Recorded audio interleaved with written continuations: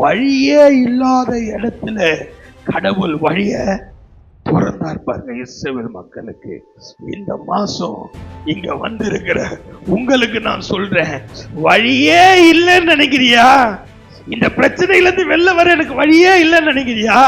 இந்த பலவீனத்திலிருந்து வெளில வர எனக்கு வழியே இல்லைன்னு நினைக்கிறியா? இந்த கஷ்டத்திலிருந்து வெளில வர வழியே இல்லைன்னு நினைக்கிறியா? இந்த பாவத்திலிருந்து வெளில வர எனக்கு வழியே இல்லைன்னு நினைக்கிறியா? கர்த்தர் உனக்கான ஒரு வழியை கர்த்தர் திறந்து வச்சிருக்கிறார். ஹல்லேலூயா, பிரைஸ் தி லார்ட். உனக்கு ஒரு அதிசயம் நடக்கும். என்ன அதிசயம் தெரியுமா?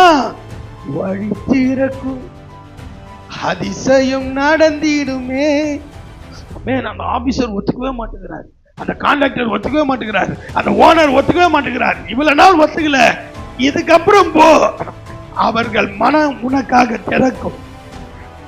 ஹல்லேலூயா, உன் சூழ்நிலை உனக்காக திறக்கும். ஆமென், ஹல்லேலூயா. உனக்கான வழிகளை கர்த்தர் திறப்பார். இந்த அடுத்த 6 மாசம் உனக்கு வழி திறந்துனே இருக்கும். ஹல்லேலூயா. நீ எங்கெல்லாம் போய் நிக்கிறியோ உனக்கு முன்பாக இருக்கிற எல்லாம் திறக்கும். ஆமென், எல்லாம் சொல்லுங்க. திறக்கும், திறக்கும். எனக்காக, எனக்காக, எனக்காக நீ போய் நின்னா மட்டும் போதும். எல்லாம் சொல்லுங்க, நின்னா மட்டும் போதும். கர்த்தர் சொல்றார், வியாதியஸ்தர் மேல் கைகளை ஜெபம் பண்ணன்னு சொல்ல, வியாதியஸ்தர் மேல் கையை வைப்பீர்கள், அப்பொழுது அவர்கள், நீ ஜெபம் கூட பண்ண தேவையில்ல, கையை மட்டும் வையின்ற. ஹல்லேலூயா.